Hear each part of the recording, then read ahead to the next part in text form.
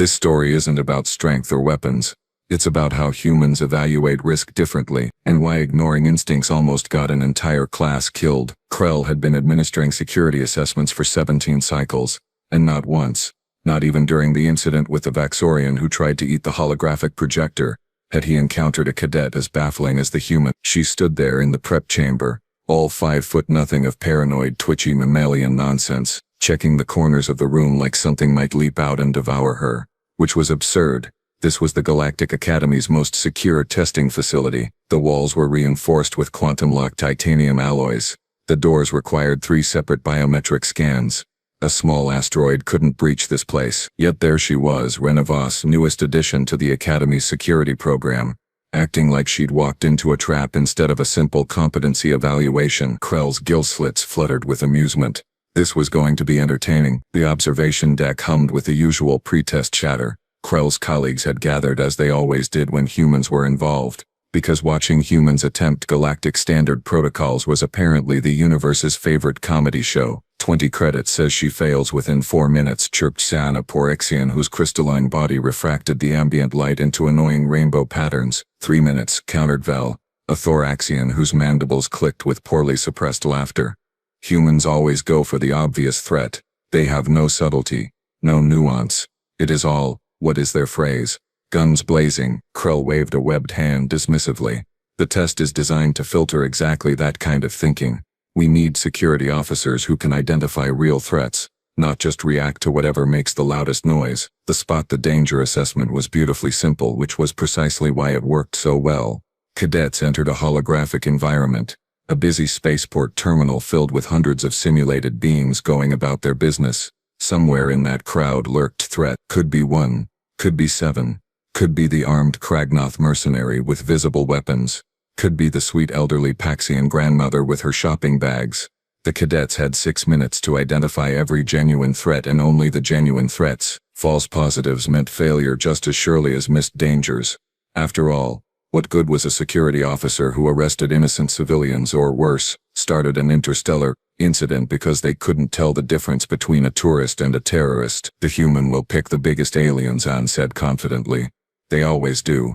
Their primitive fight-or-flight response targets size first, capability second, if they even get that far, Vel added. Most humans freeze when overstimulated. Too much sensory input, too many variables. Their brains simply cannot process. Gentlemen, please, Krell interrupted, though his tone suggested he agreed completely. Let us at least pretend to maintain professional objectivity. The testing chamber below held 6 cadets today. A Zenthuri, all 4 arms and serene confidence. 2 Yulnarians, their hive mind link giving them an unfair advantage that Krell pretended not to notice because their species funded a significant portion of the academy. A Crovasian, squat and methodical. A Phelaxian whose compound eyes could literally see in 17 different spectrums simultaneously. And then there was Renavas, human, who was currently eyeing the emergency exit like she was calculating how fast she could reach it. Look at her, Val snorted. She has not even entered the test, and already she is planning her escape. Typical human cowardice masked as caution, Krell had to admit. The human didn't inspire confidence. She was small by galactic standards, barely reaching the shoulder of the Zenthuri beside her. Her species had no natural armor, no venomous capabilities, no enhanced sensory organs, just soft skin, blunt teeth, and an unfortunate tendency to bleed when poked too hard. Evolution's participation trophy, some called them, but they'd been granted provisional entry into the galactic community 3 cycles ago, which meant the Academy had to accept them into training programs. Politics. Always politics. Initiating test sequence, Krell announced, pressing the activation panel. The holographic spaceport materialized around the cadets in a shimmer of light and quantum rendering. It was perfect, as always. Krell had designed this scenario himself. Every detail accounted for, every variable controlled. The crowd patterns followed authentic behavioral algorithms. The ambient noise matched exactly what you'd hear in Terminal 6 on Proxima Station. Even the smell was accurate. That particular combination of ozone, recirculated air, and questionable food court offerings. 6 distinct threats were hidden in the crowd. A saboteur carrying an electromagnetic pulse device. An unlicensed weapons dealer making a handoff. A kidnapper tracking a target. A data thief executing a network infiltration. A biological contaminant smuggler. And, Krell's personal favorite, a seemingly innocent young Plexian girl who was actually a grown assassin using a holographic disguise, positioned directly behind the cadets as they spawned into the scenario. That last one got everyone, every single time, because the trick wasn't just spotting danger ahead of you, it was remembering that danger could come from anywhere, including the one direction most species never bothered to check. Behind them, timer starting, Krell said, leaning forward with anticipation. Let us see how our cadet class performs today. The Xanthari immediately began a methodical forward scan, all four eyes working in coordinated patterns, professional, textbook. The Yulnarians moved as one, their shared consciousness splitting attention efficiently. The Crovasian activated its threat analysis implants. The Phylaxian's eyes shifted through multiple spectrums, cataloging every being in its field of vision, and the human spun around and stared directly at the little girl behind her. What is she doing? Zan asked. Krell frowned. I have no idea. The Xanthari moved with practiced efficiency, his primary eyes scanning the crowd while his secondary pair monitored the upper walkways. Textbook threat assessment, zone by zone, sector by sector. Within 30 seconds he'd flagged the weapons dealer, who'd made the fatal mistake of checking his surroundings too frequently. Guilty behavior, obvious tells. The Xanthari marked him with a confident gesture and moved on. Excellent start, Krell noted, making marks on his datapad. The Xanthari continues to impress. The Yulnarians split their attention beautifully, one tracking crowd patterns while the other focused on anomalies. Their hive-mind connection meant they processed information at nearly double the speed of individual beings. Within 45 seconds they'd identified both the weapons dealer and the data thief, whose neural interface was emitting traceable signals as she attempted her network breach. 2 for 2. Krell nodded approvingly. The Crovasian's implants were doing the heavy lifting, scanning for concealed weapons, chemical signatures and behavioral inconsistencies. A bit dependent on technology perhaps, but effective. He'd tagged the saboteur, whose electromagnetic pulse device was generating a faint energy signature that the implants picked up immediately. The Phylaxian was having the time of her life. All 17 visual spectrums working overtime. She could see heat signatures, electrical fields, pheromone trails, and quantum fluctuations. Within 2 minutes she'd identified 4 of the 6 threats, missing only the biological smuggler, whose containment unit was too well shielded, and the disguised assassin because, well, everyone missed the assassin. Everyone except, apparently, the human. Renavos hadn't moved forward, not one step. She stood in her starting position, turned completely around, staring at the Plexian girl with an intensity that was frankly unsettling. The girl, bless her holographic heart, played her part perfectly. Big innocent eyes, a small stuffed creature clutched in her arms. She looked around the terminal with the wide-eyed wonder of a child on her first space journey. She was adorable, harmless, the absolute last thing anyone would identify as a threat. Is the human malfunctioning? Vel asked, mandibles twitching with confusion. Perhaps she has frozen, San suggested. Sensory overload, as I predicted. But Krell was watching more carefully now. The human wasn't frozen. Her eyes were moving, tracking every micro-expression on the girl's face.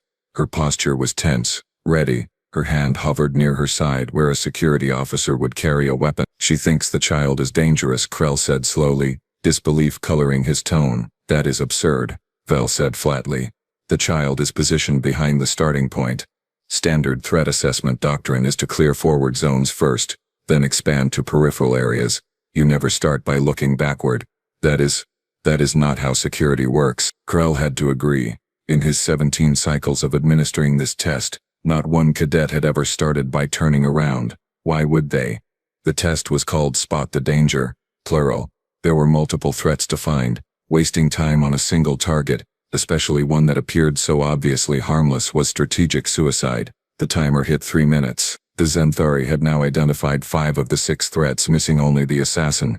He was moving through the crowd with confidence, his training evident in every calculated step. The Yulnarians were at 4 identifications, working in perfect synchronization. The Crovasian had tagged 3 threats and was scanning the biological smuggler's location, his implants working to penetrate the shielding. The Phylaxian had confidently marked 5 threats and was now doing a secondary sweep, her compound eyes shifting through spectrums like a living sensor array, and the human had identified exactly 1 target.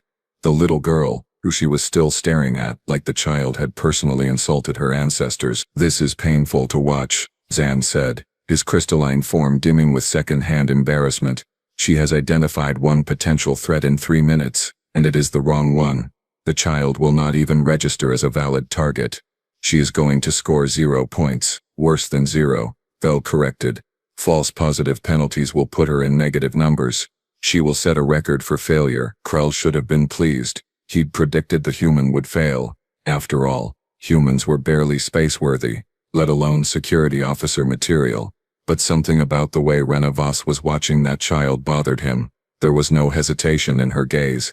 No doubt, she looked at that little girl the way a predator looks at prey, or the way prey looks at a predator. The other cadets were performing admirably, each racking up points as they identified legitimate threats. The Zenthori had just spotted the biological smuggler, bringing his total to 6 out of 6.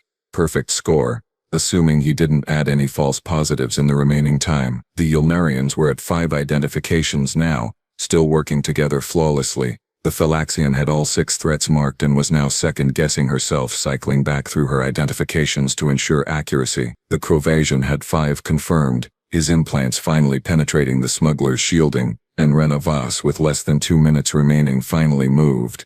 But she didn't move forward into the crowd like any rational being would.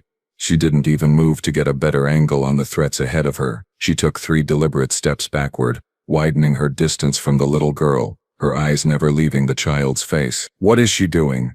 Zan whispered. In the holographic spaceport, the Plexian girl tilted her head, her expression shifting ever so slightly, just a micro-expression, barely noticeable, the kind of tell a trained assassin might show when they realized someone had made them. Krell's gill slits froze mid-flutter. "Oh no," he said softly. "What?" Vel leaned forward. "What is it?" "The human knows." "Knows what?"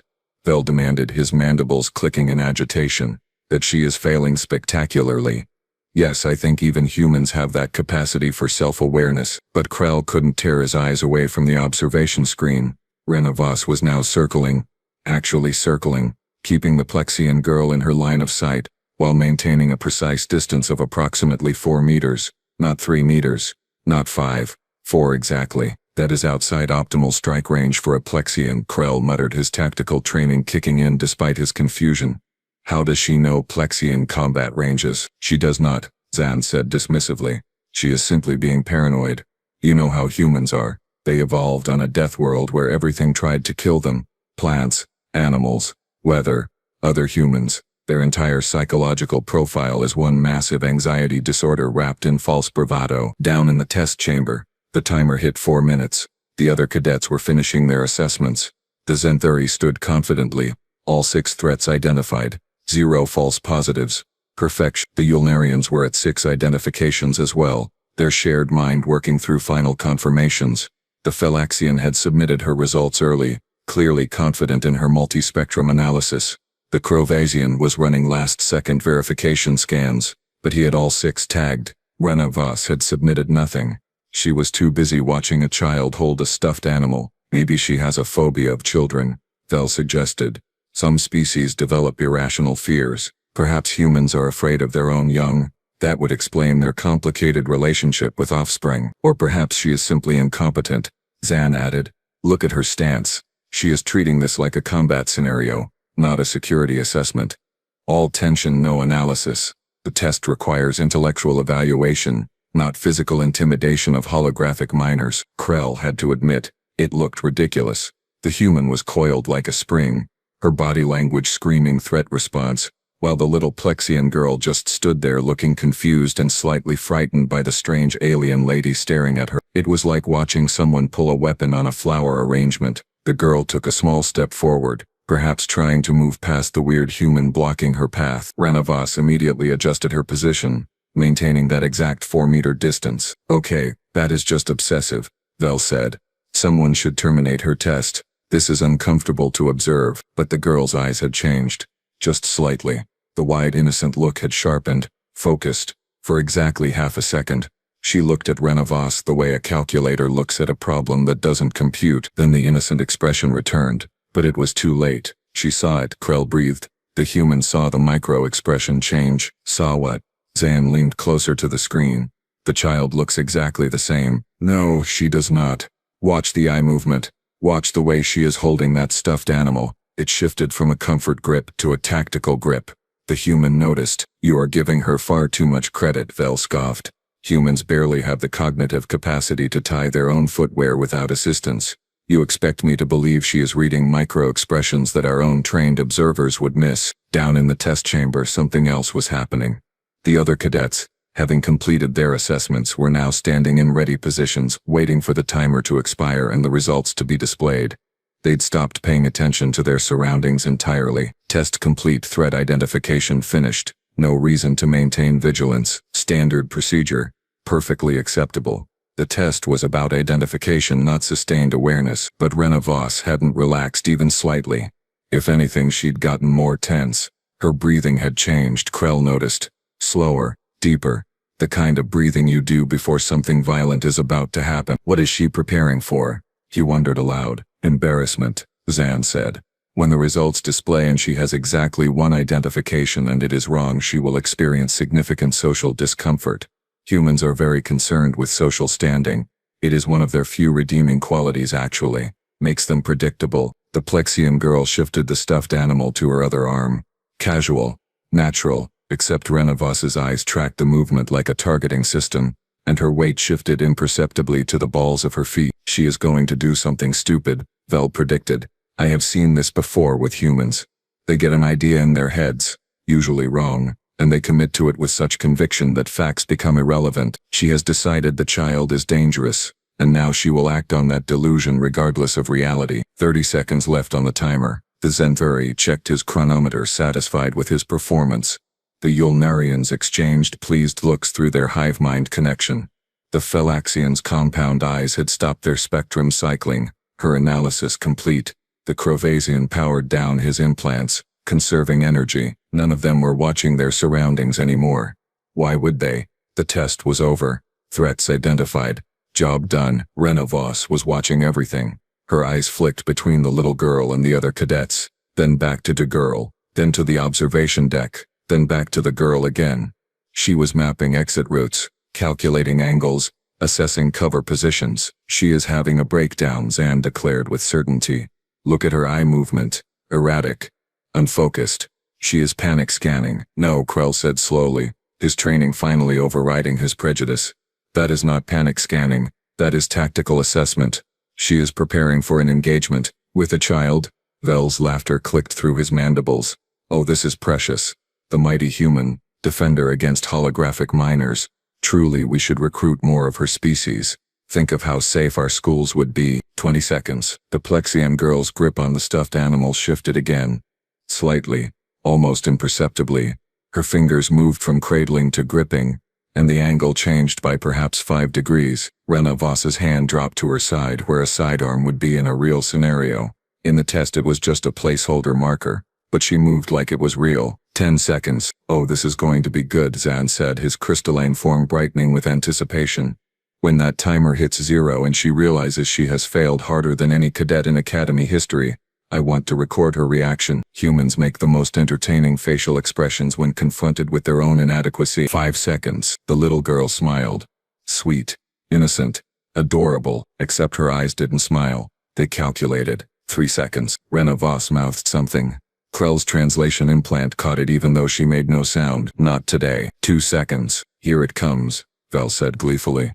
The moment of truth. 1 second. The timer hit 0, and the little girl exploded into motion. The stuffed animal flew first, launched with professional precision at the Zenthari's primary eyes. Blinding technique. Classic asymmetric warfare. Before it even made contact, the little girl had already closed half the distance to the Crovasian, her small frame moving with a speed that should have been physically impossible for a Plexian child. Because she was not a Plexian child, the holographic disguise flickered, then dropped entirely, revealing a fully grown Kelrathi infiltrator, all muscle and predatory grace, limbs extending to full combat length. The stuffed animal had contained a concussive charge, which detonated directly in the Zenthari's face, sending him sprawling backward into the Yulnarians. 3 cadets down in 2 seconds. The observation deck erupted into chaos. What is happening?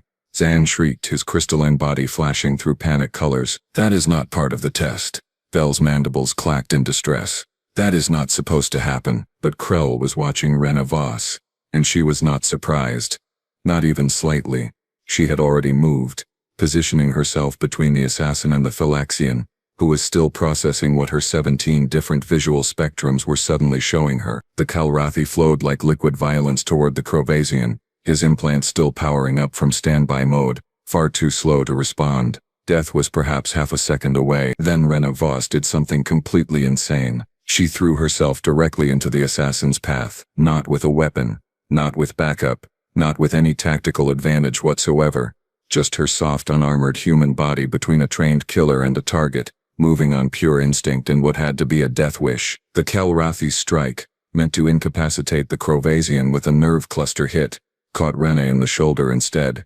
The impact should have shattered bone, should have sent her flying, should have ended the fight immediately. Humans, it turned out, were distressingly difficult to stop once they decided stopping was not an option. Rena rolled with the impact, using the momentum to get inside the assassin's guard, and did something with her elbow that Krell's tactical training identified as a move that should not work on a species with the Kalrathi's skeletal structure. Except, it did. The assassin staggered, surprise flickering across features designed for deception and murder. Rena pressed the advantage, not with technique, not with finesse, but with the kind of vicious pragmatism that came from a species that learned to fight before they learned to build spaceships. Stop the simulation. San was screaming.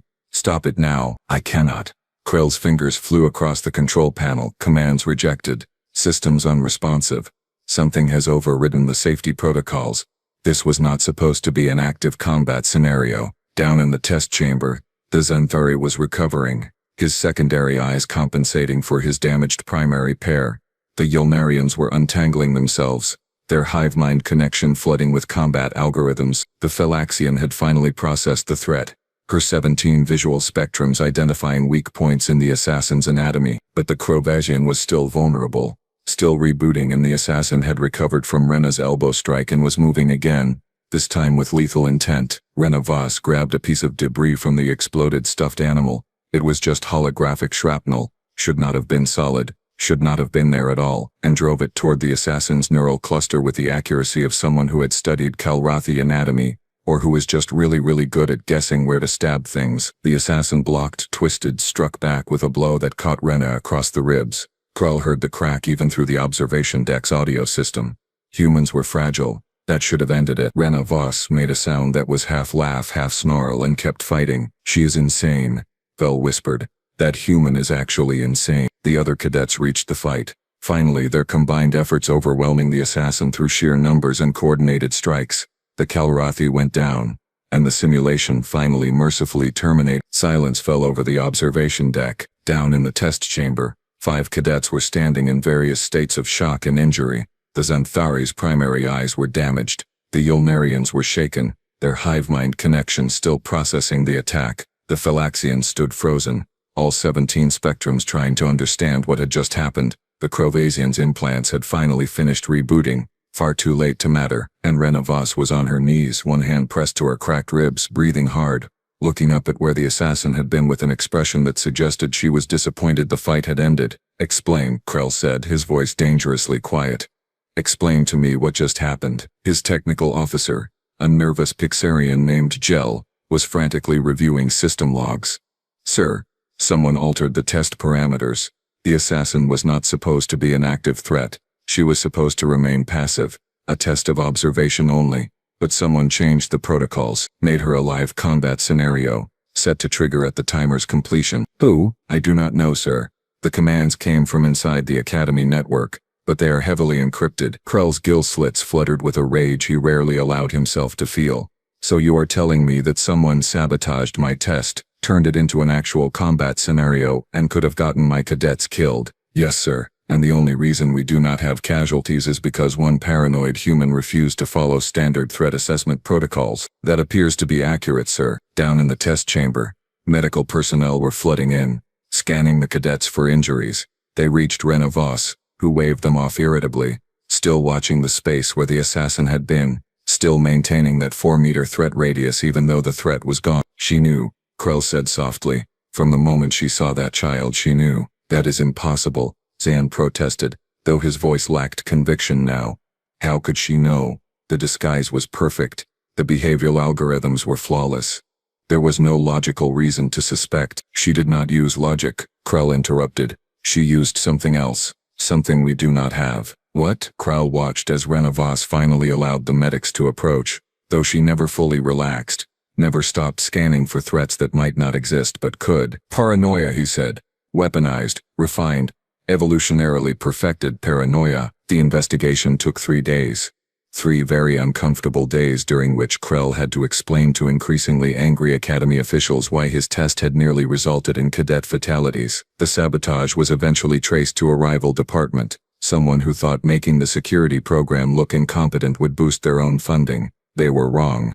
Very, very wrong. What the investigation also revealed, much to Krell's personal humiliation, was that Renavas had filed a formal concern before the test began, a written report submitted to the test proctors, stating that she had noticed unusual network activity in the testing chamber and suspected a security breach. The report had been dismissed as human overcaution, filed away, ignored. Krell had to read that report in front of the disciplinary committee. Had to stand there while a human, a species he had considered barely competent, was proven to have better threat assessment capabilities than his entire department. The committee recommended immediate changes to security protocols. They also recommended that Renavas be moved to advanced training, her test scores adjusted to reflect the fact that she had, technically, identified the only threat that mattered. Krell found her in the training yard 2 days later, running combat drills with an intensity that made the other cadets keep their distance. Her ribs were still healing, medical nanites working overtime to repair the damage. She should have been resting. She was not. Cadet Vos, he said, approaching carefully, maintaining what he now understood was an appropriate distance for a species that trusted nothing and no one. She stopped mid-strike, turned to face him, and waited.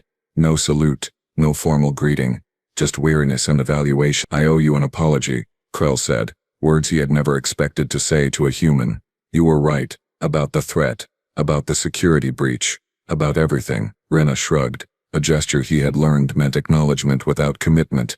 You see threats when you look for them, Commander. Most species look where they expect danger to be. Humans look everywhere. Because on Earth danger came from everywhere. Your world was that hostile? Commander, my world had plants that could kill you, water that could kill you, weather that could kill you, and other humans who definitely wanted to kill you. We had predators that hunted in packs, predators that hunted alone, predators that waited underground, and predators that dropped from trees. We had insects that carried diseases, animals with venom, and food that was poisonous if prepared incorrectly. She smiled, and it was not a comfortable expression. We did not get paranoid, we got cautious. There is a difference, and that is why you checked behind you. That is why I always check behind me, Commander. Because the threats you do not see are the ones that kill you. Krell's gill slits fluttered thoughtfully. The other cadets are calling you obsessive, paranoid. They say you make them uncomfortable. Good, Rena said flatly. Comfortable people die surprised. She returned to her combat drills, dismissing him without ceremony, and Krell walked away with a new understanding that sat uncomfortably in his carefully organized worldview. Humans were not bad at threat assessment. They were too good at it. They had evolved on a world so determined to murder them that they developed the ability to see danger in everything, because on Earth everything actually was dangerous. It made them exhausting to be around, made them seem paranoid, jumpy, overcautious, but it also made them survivors. Krell updated his official report that evening, adding a single line to the human species assessment that would, he suspected, change how the Galactic Academy viewed Earth's representatives going forward. Recommend humans for high-risk security positions. They are unpleasant, paranoid, and see threats that do not exist, 90% of the time, but the other 10% will save lives. He paused, then added one final note. Also recommend never ever playing hide-and-seek with them. They will find you and they will not think it is funny. This story shows that true intelligence is not just about following rules but about recognizing danger where others feel safe. Human survival instincts were shaped by constant threat, turning caution into a powerful tool rather than a weakness. Sometimes the ability to question assumptions and stay alert saves more lives than perfect logic ever could.